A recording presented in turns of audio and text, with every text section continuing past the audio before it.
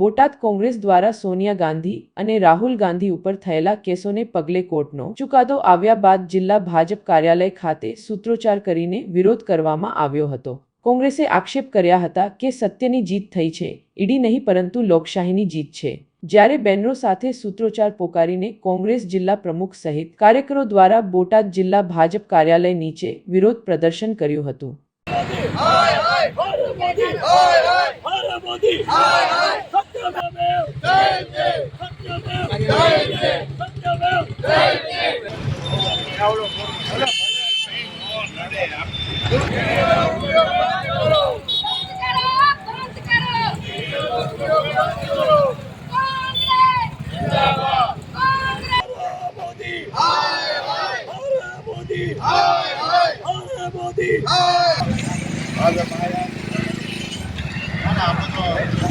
ગુજરાતી તંત્રનો દુરુપયોગ બંધ કરો, બંધ કરો, બંધ કરો, બંધ કરો રે, બંધ કરો, બંધ કરો રે, બંધ કરો,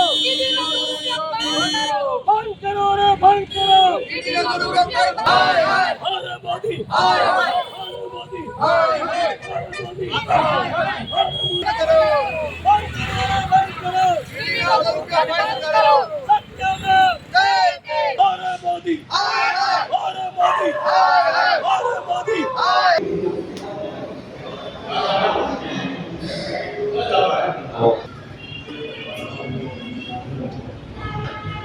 આ ભારતીય જનતા પાર્ટીની સરકાર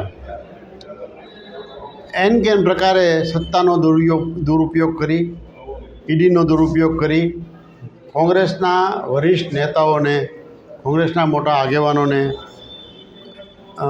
ભીસમાં લેવા માટે ખોટા કેસો કરી અને એનો ઈડી વગેરેનો દુરુપયોગ કરે છે। એના ભાગરૂપે આદરણીય સોનિયાજી અને અમારા નેતા રાહુલજીની ઉપર નેશનલ હેરાલ્ડ કેસ આપ સૌ આખો ભારત દેશ જાણે છે, મની લોન્ડરિંગનો કેસ કરેલો। એ કેસ જ્યારે કોર્ટ સમક્ષ ગયો ત્યારે કોર્ટે આ સરકારની ઝાટકણી કાઢી અને કીધું કે આવા કેસ ન થઈ શકે, એકદમ ઉપજાવેલા અને ખોટા પાયા વિહોણા કેસ છે, ત્યારે એમાં સત્યનો વિજય થયો છે। આપણો ભારત દેશ ગાંધીજીના મૂલ્યો ઉપર ચાલે છે, સત્યમેવ જયતેના આદર્શ ઉપર ચાલે છે।